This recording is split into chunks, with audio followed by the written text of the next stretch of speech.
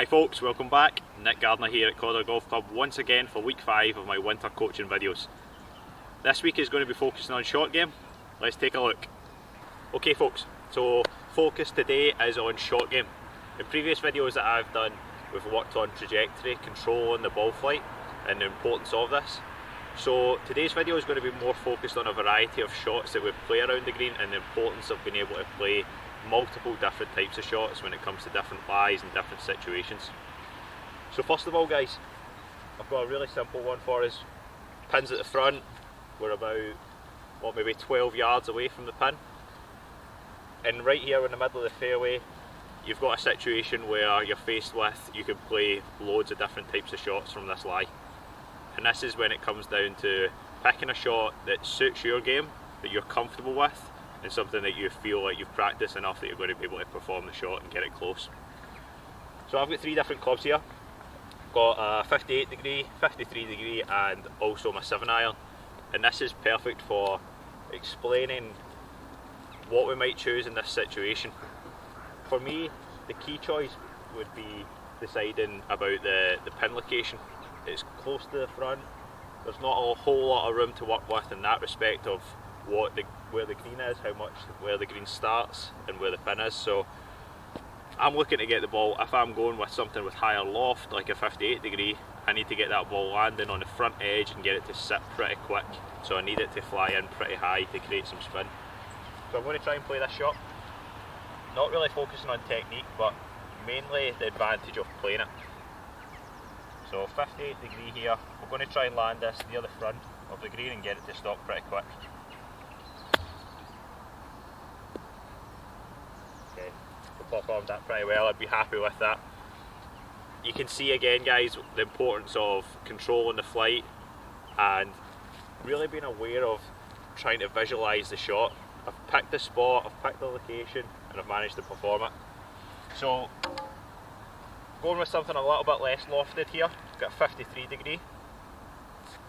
In this circumstance I'm going to see this run in a little bit lower, might actually bounce it a little bit shorter and try and get still some spin on it. So it's going to come in a little bit lower because of the loft. I'm going to have to bounce it a little bit short of the green. Alright, so missed the spot a little bit there, and that's why probably in this circumstance I would go with a little bit more loft. Still not too bad a result. This one, I'm sure a lot of you can relate to this. Take the 7-iron out, make it easy, play the bump and run, which is ideal when there's not too much in front of you. We've not got a bunker to come over, we've not got long rough to come over. It's a shot that I don't often play, but it's certainly a good one to have in your locker. So 7-iron, a little bit more off the back foot, try and run it in. There is a few bumps on the fairway here that I need to manage as well, so let's see if we can do that.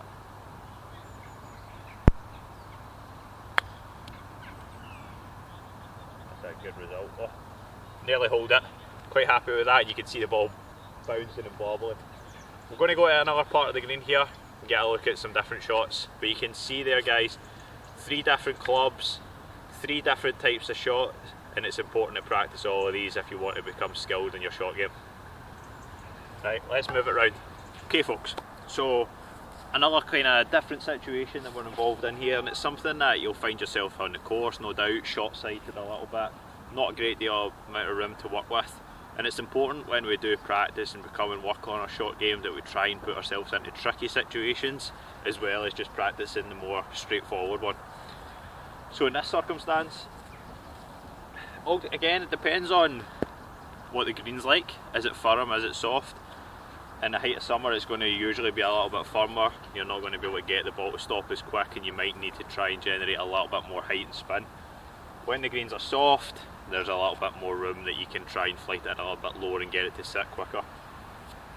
I'm going to try and play a little bit of a variety of styles again here just to showcase the importance of practicing these. So first one, I've got plenty loft, I'll give it an okay lie. I'm going to go in a little bit lower and try and pick a spot just around the fringe and let it run out the rest. So playing out the rough, I'm going to open the face up a little bit. That's the only kind of thing I would say on technique here. get the club face open a little bit, expose some of the bounce. It's going to help you glide through the rough a little bit easier, hopefully.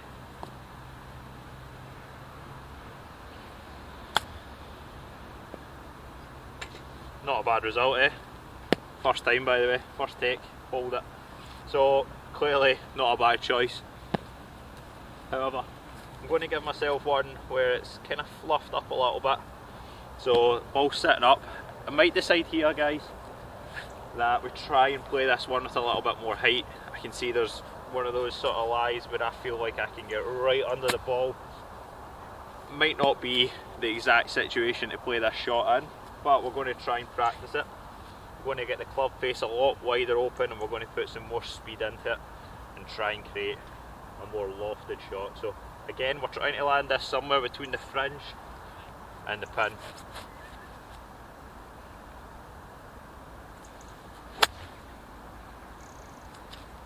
Now, that shows the advantage of practicing. First take, hole in the shot, that one overshooting the green by quite some distance. Clearly a riskier shot and one that I've not practiced a lot recently, so we'll have another go at it.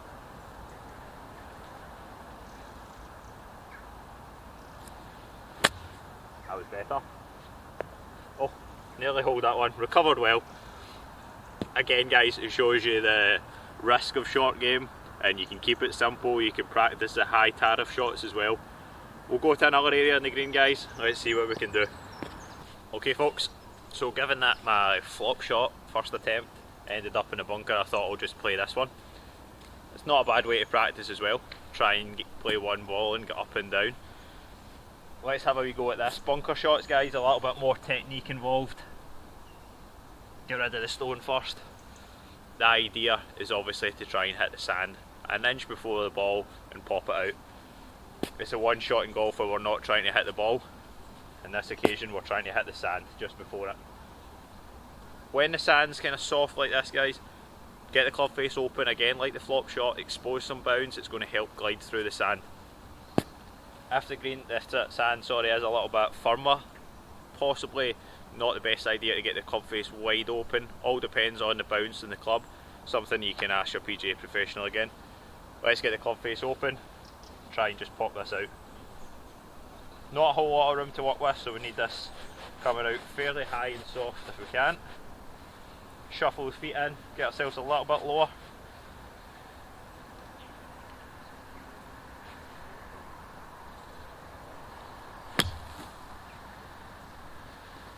Wasn't the finest, but it worked. Still need a touch more practice. The key thing there is I got the sand before the ball, was done enough to pop it out. Wasn't the best lie in the world, but we got there. Hopefully you can see the advantage of practice different areas of your shot game. Don't just practice the ones you're struggling, practice the ones that are easier, practice the ones that are tougher. Put yourselves in situations that are a little bit more realistic to the golf course. Folks, if you enjoyed the video, please like, please share, please subscribe to the channel as well, and I'll see you guys next week when we're working on putting. See you then.